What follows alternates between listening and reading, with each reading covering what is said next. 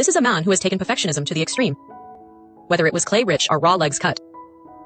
Every detail had to be ridiculously neat, especially the cabin's exquisite, uncozy design. It's less of a shelter and more like a work of art left behind in the forest.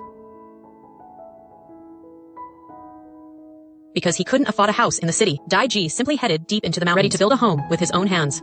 As winter's chill hadn't yet disappeared, the mountain winds were still bone-chillingly cold, so he first built a fireplace with stones, then stuffed it with dry grass and firewood, lighting his first fire in the wild.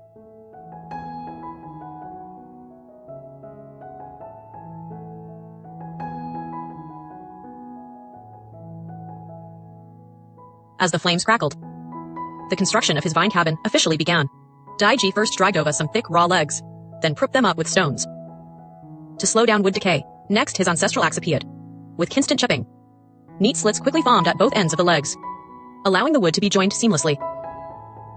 The gaps in between were then filled, piece by piece, with more wood. Before long, the base of the entire wooden cabin began to take shape. He then sharpened one end and hammered them firmly into the ground. These wooden stakes on both sides would become the core support for the walls. Meanwhile, he made full use of the dry grass in the mountains. What others saw as waste, DG turned into treasure. When laid out properly, it not only solved the ceiling problem, but also provided excellent moisture resistance and insulation. Now, stock grass and legs layer by layer, and the shelter's walls quickly rose. Watching this scene is truly addictive, because you can clearly feel a home slowly being born from nothing. Once it reached the desired height, Daiji repeatedly wrought ropes around the posts, tightly binding them to strengthen the entire frame. He then prepared to build the roof. Generations of people have built houses, but this one was special. He planned to build a freestanding roof tall enough for a person, and slits coved in corresponding positions. Afterward, using wild iron nails on ropes, he securely fastened it in place.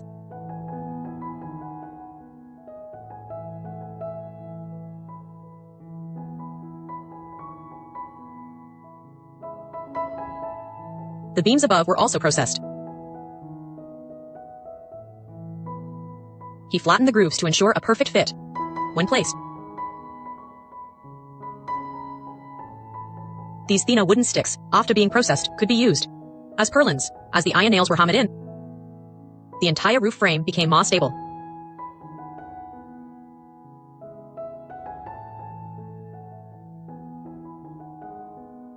With the basic structure now in place, DJ went to dig up some yellow earth nearby. The shovel moved smoothly forward. Just watching it was incredibly. This area was designated for the fireplace.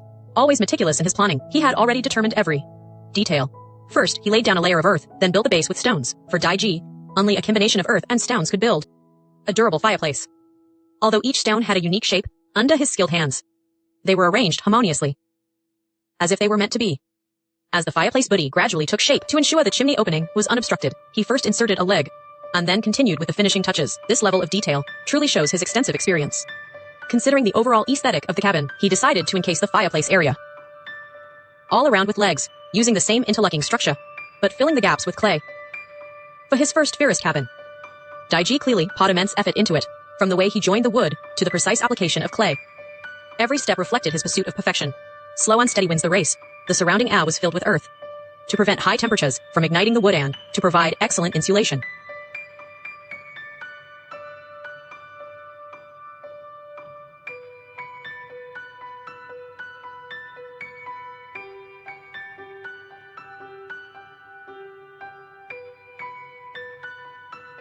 When the fireplace reached about half its height, Daiji slowly pulled out the leg from the chimney. The next second, a perfectly straight flue appeared. He spent several days just building this fireplace. A man who works with dedication is the most handsome, especially with this ridiculous design that clearly shows a lot of effort. It was only finished when it was level with the roof. He then immediately found a branch egg to test it. As the flames ignited, smoke slowly rose through the chimney. The hard work of these past days had finally paid off. While the fireplace continued to refine the exterior, the vibrance complemented the straight legs, creating a visually pleasing and natural look aesthetic for someone with OCD. As the lower walls were completed, Daiji turned and brought a bundle of small sticks, starting to fill in the sides of the roof, using the same method, placing them one by one. I think in Daiji's eyes, even these small sticks were meticulously prepared. This is more than just a shelter. It is a masterpiece that demands careful work. As the last wooden peg slips into place, he immediately attacks the uneven timber. He starts cutting. Those perfectly straight beveled edges are so addictive, to which that I want to try it myself. Dissatisfied with the messy dried grass earlier, he decides to cover it with a thick layer of mud. Now it looks much neater. Next, Dai gets a pile of wooden boards from somewhere to seal the gaps in the roof. It is almost complete. As a ground man who believes in the light, he leaves space for a window. This ensures light without making the room feel cramped. He crafts a security door from 2 pieces of tough hide. It installs perfectly, swinging smoothly and fitting precisely. It is truly nice to keep out wild animals. He also fashions a bolt and handle. They look simple, but require real skill. With the windows on frame installed, he can enjoy the fairest view inside. Turning the camera to another spit, Dai starts building a bed, since he lives alone. A simple, modest single bed is enough.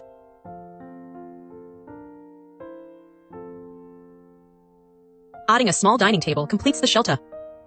He sleeps soundly in it immediately. When he wakes up, it is raining heavily outside, with water flowing. Dai calmly adds more firewood.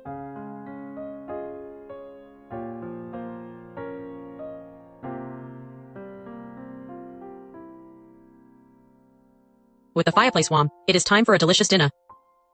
Time to treat himself evenly. Sprinkle some seasoning and roast it for 15 minutes. Soon, the fragrant meat is done, served with 2 blackened roasted potatoes.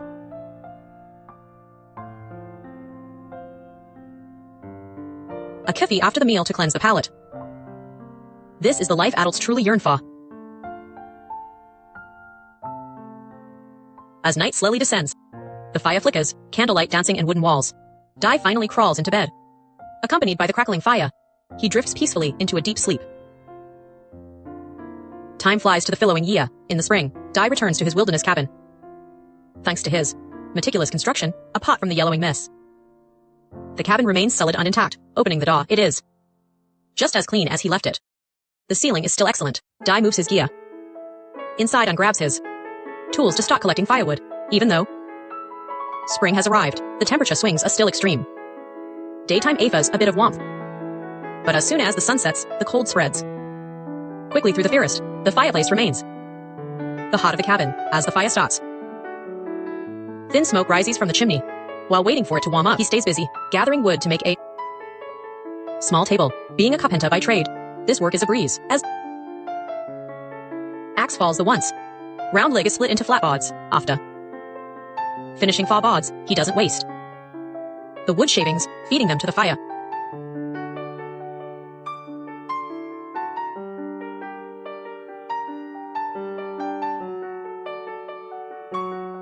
Once joined, the legs are easy to attach. Just niche the surfaces to allow them to lock together, then assemble it all into place. Just when I thought he was done, he adds a shelf at the bottom, a double-decker design, to maximize the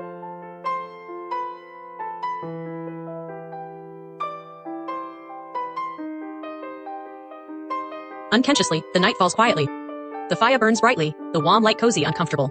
Dai brought some linen cloth this time, nailing it flat to the side of the bed. It provides moisture protection and looks nice. The excess at the bottom is pressed down with lugs. Simple and efficient.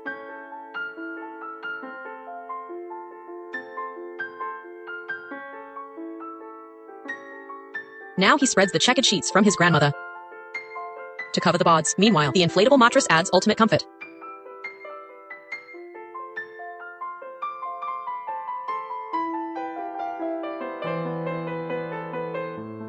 On top of that, a thick wool blanket. You have to say that Dai, when it comes to wild living, really knows how to treat himself.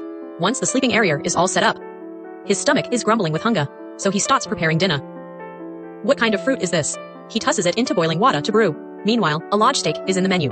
Hearing it sizzle, my mouth is watering. Of course, as someone focused on nutrition, greens can't be missing. Just when I thought he was ready to eat, a flatbread appears in the table.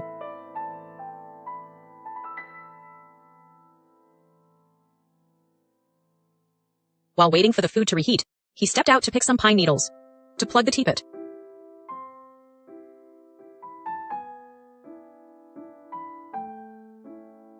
Early the next morning, the fairest birdsong.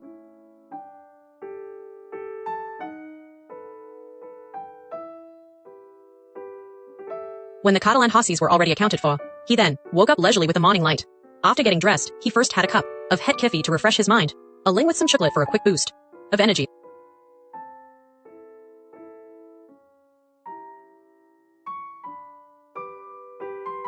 Considering the area around the cabin was bare, he specifically transplanted a few small spruce trees, instantly adding life to the place. As it turned out, shortly after planting, it began to rain in the forest. The trees received some natural nourishment. Raindrops tapped in the wooden roof, creating a delicate, healing sound. Dai sat in the cabin, listening to the rain and birds while making a pillow from dried grass. No mobile notifications, no work calls, and none of the urban anxiety or internal conflict. Just the rain and his own time.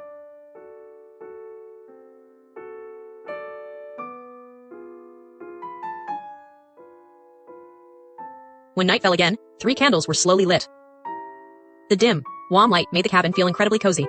Dai began preparing his dinner, various nuts, mixed with oats in a large bowl, stirred well, and free of artificial additives, nutritional and filling. After a good meal, he could drift off to sleep. The next morning, a simple black coffee completed his camping trip, leaving him perfectly content.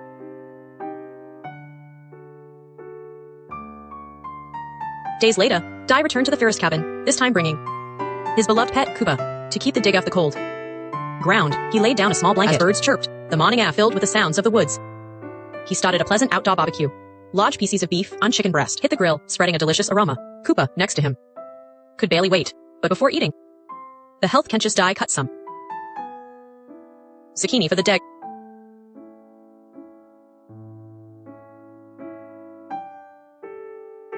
As the sun set, the forest was dyed gold. Dai sat alone under the lantern, quietly enjoying his dinner. This peaceful, undisturbed atmosphere is impossible to experience in the city. After the meal, he picked up a stick to stir the fire, to ignite the fireplace. The moment it touched, a roaring flame ignited. Soon, the entire cabin was wrapped in warmth. Since there was only one single bed, Kuba had nowhere to sleep. Dai grabbed a sock, stuffed it with pine needles, and made a small bed for Kuba.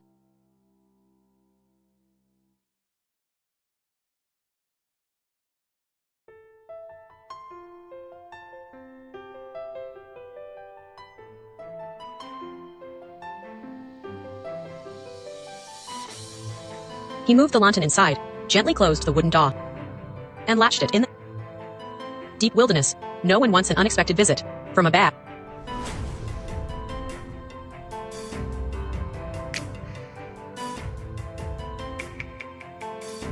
A hot drink before bed is essential. Dai boiled a pit of water, enough for the dig to have some too. Once boiled, he added his favorite tea bag.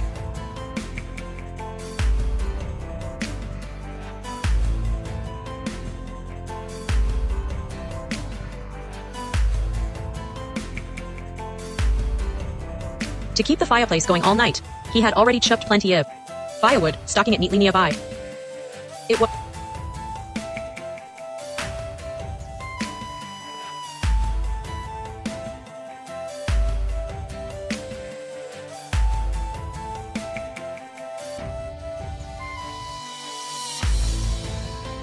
late at night. Kuba was tossing and turning, unable to sleep. It seemed his bed wasn't quite comfortable enough. After hesitating in the floor for a while, he climbed into his owner's bed, curled up, and finally felt at ease, falling asleep.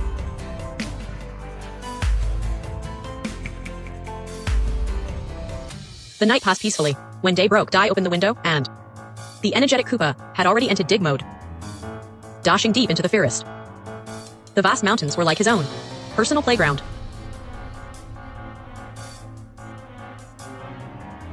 The thoughtful Dai had already prepared water, so when Kuba came sprinting back, he could immediately replenish his hydration. After drinking, he immediately fell into a deep sleep. It seems the run burned quite a lot of energy. Dai stoked the fire and ground some kiffy, savoring the quiet mountain time.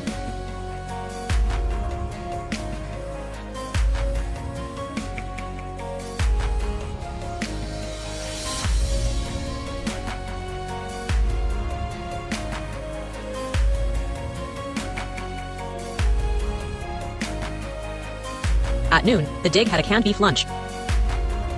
Afterward, Dai started his own meal. He first boiled rice in a pit, crushed walnuts to add the kernels, and thawed them in the windowsill were jars and bottles filled with honey and sesame. He stirred them together into a black rice bowl with more nuts added. This meal was Simply excellent.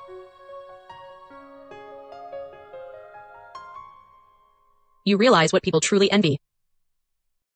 Isn't it just the cabin?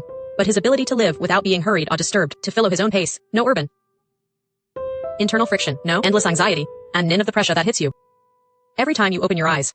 Just the forest, the fireplace, the dig, and a hand-built cabin. Perhaps what people long for isn't the wilderness itself, but the courage to still live slowly in this fast-paced era.